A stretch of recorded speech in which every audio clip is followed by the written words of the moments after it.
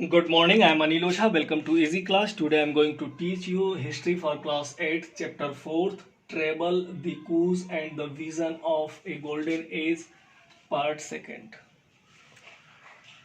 I have discussed about these tribes, these social groups. ये लोग पहाड़ी थे और ये जो वहाँ पे इन लोग का रहने का तौर तरीका था. They were very uncivilized person, they were hunter, they were gatherer, and today I am going to discuss about the topic of some were hunters and gatherers. किस तरह से शिकार करते थे, क्या चीज़ों को इकट्ठा करते थे जंगल में, किस तरह से, तो इनके बारे में डिस्कस करेंगे. Okay, in many reasons tribal groups like lived by hunting animals and gathering forest produce. The Khond were such a communities living in the forest of Orissa. तो इस तरह की जो प्रजातियां थी, वो लोग जंगलों में घूमते थे, जंगलों से पदार्थों को खाना या इकट्ठा करना. और इसमें खोंड जो थे, खोंड एक कम्युनिटी है, यह फेमस थी. और ये लोग करते क्या थे, तो they ate fruit and roots collected from the forest and cooked food with the oil of extracted from seeds of the sal and mahua and used many forest shrubs and herbs for medical purpose. तो ये लोग फल तो खाते थे, सब्जियों को भी करते थे, भोजन भी पकाते थे, और यह जो तेल का प्रयोग, ऑयल का प्रयोग करते थे, तो they extracted from the sal and mahua, महुआ और साल के से यह तेल निकाला करते थे और उससे भोजन को बनाया करते थे. ओके, और यहाँ पे श्रब्स का भी प्रयोग ये लोग किए हैं, हर्ब्स का भी प्रयोग किए हैं. क्यों किए हैं भाई, तो they used it for medical purpose. आप लोगों ने आयुर्वेदिक दवाओं का नाम सुना होगा, तो ये लोग दवाओं के रूप में इसका प्रयोग करते हैं. फिर होता क्या था कि the weaver and leather work turn to the Khond when they needed supply of kusum and palash flowers to color their clothes and leathers, and many of them like Baigas of the central India were reluctant to do work for the others. तो ये लोग, चूंकि इन लोगों के पास एक flower जो होता था, उससे उस फ्लावर में नाम ले सकते हैं हम कुसुम और पलास. तो ये जो कुसुम और पलास फ्लावर थे, इससे ये लोग कलर, रंग जो होता है वह उसको प्रदान करते थे. तो जो वीवर लोग थे या जो लेदर का काम करते थे, वो इन लोग के पास जाते थे और इनसे उससे खरीदते थे. और चूंकि उस समय पैसों का युग तो था नहीं, तो सामान के बदले सामान दिया जाता था और इसकी डिमांड बहुत ज़्यादा थी.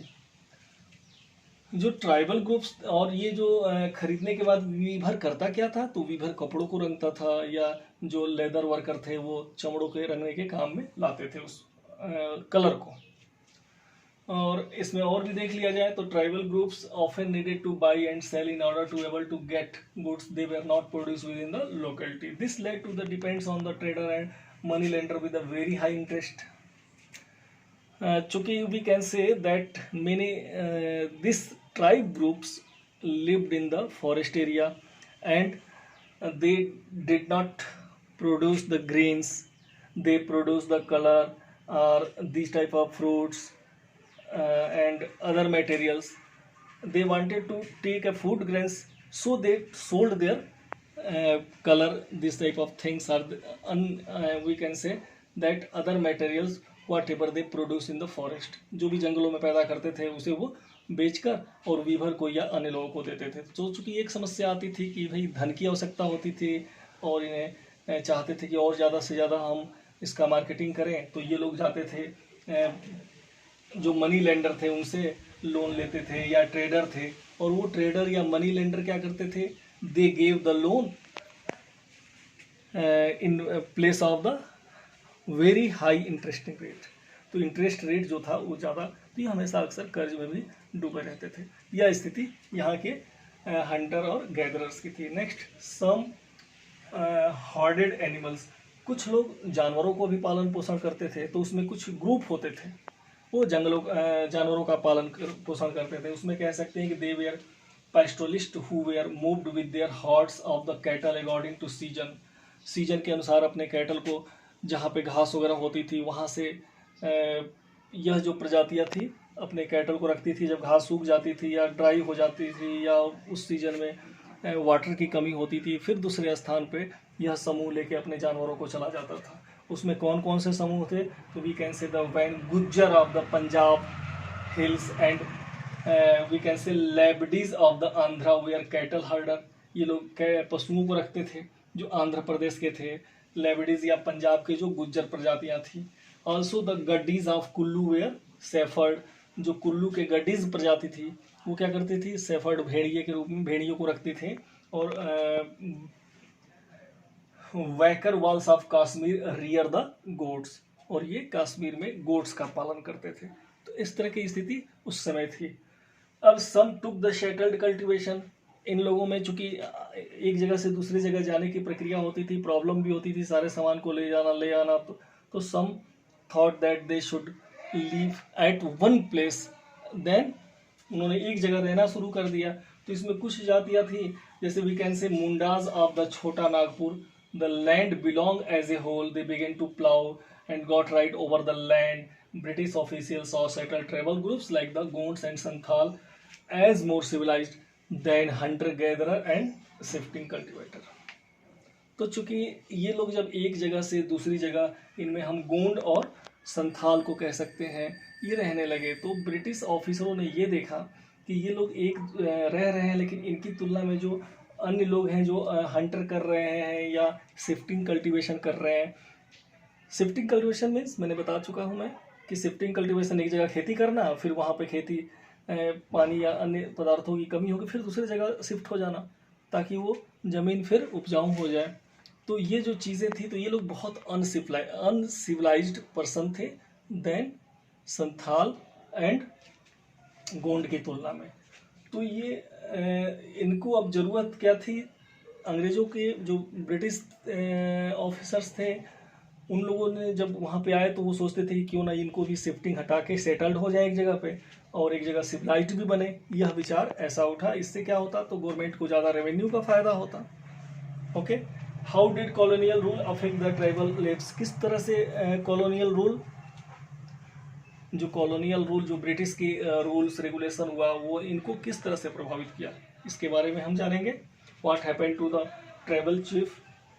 I have told you some person wanted to leave and settled at one place। जब ये लोग एक जगह रहना शुरू कर दिए तो इन्होंने से एक सरदार बन गया। और जो चीफ होता था सरदार, वो क्या करता था कि सारे एडमिनिस्ट्रेटिव या इकोनॉमिकल पावर अपने पास रखने का प्रयास करता था। कोई भी लड़ाई झगड़ा होता था तो वो उसमें न्याय देता था। तो इस तरह की बातें उसके पास लोग पहुंचते थे। तो यह जो बहुत ही इंजॉय करता था certain amount of economic power and had right to administrator controller over the territory before colonial law. तो इस तरह से चीफ की जो स्वच्छंद तरीके से एंजॉय करना अपने पावरों के साथ, यह चीज़ पे रोक लगाया ब्रिटिशर ने। और अब वो क्या किए कि they had to tribute the British and force to follow the rules. British ऑफिसरों ने जो ये चीफ थे, इन लोगों को या इनके जो समुदाय थे, अपने धर्म या अपने जो ट्रेडिशन था उस पर भी ये लोग अब स्वच्छंदता पूर्वक या स्वतंत्रता से कार्य नहीं कर सकते थे। इस तरह से ब्रिटिश ऑफिसरों ने रोक लगाना शुरू कर दिया। तो हुआ क्या? What happened to the shifting cultivators? इनके साथ हुआ क्या है? तो settled plough cultivation is not easy in the area where water is scarce and soil is dry. British ऑफिसरों ने तो सोचा कि इनको सेटल्ड कर दिया जाए एक जगह। सेटल्ड करने के बाद हमें रेवेन्यू मिलेगा या अन्य सुविधाएं मिलेंगी, इनको सिविलाइज किया जा सकता है, हम ज़्यादा से ज़्यादा धन अर्न कर सकते हैं। This type of things the Britisher thought, but it is not very easy because when the shifting cultivators wanted to shift at one place, तो वहाँ पे जहाँ पे टिकते थे वहाँ देखते थे कि वाटर स्कैर्स हो रहा है, पानी की कमी हो रही है। पानी की कमी के साथ साथ फिर और भी प्रॉब्लम वहाँ पे आ रही है कि वहाँ सीजन जो हो रहा है, वहाँ की जो मिट्टी है वो ड्राई है, वो नहीं सूख उसमें खेती करने योग्य नहीं है। तो इससे क्या हुआ कि इन प्रजातियों ने ब्रिटिश का प्रोटेस्ट किया, विरोध किया। और यह जो facing wide separate protest the Britisher had to allow them right to carry on shifting cultivation in some part of the forest. तो चूंकि इतना ज़्यादा उनका विरोध हुआ अंग्रेजों का, तो वो राजी हुए, उनकी बातों पे झुके, लेकिन उन्होंने एक शर्त लगा दी।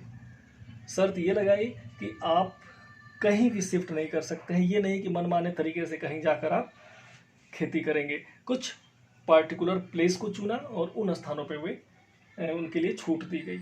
Okay, now I am going to complete this video and in next video I would like to discuss about the forest laws and their impact. हम अगले वीडियो में ये समझेंगे कि ब्रिटिश ने किस तरह से फॉरेस्ट के लिए लॉ लगाए, कानून लगाए और कौन कौन सी प्रॉब्लम इन प्रजातियों को हुई। Okay, thank you.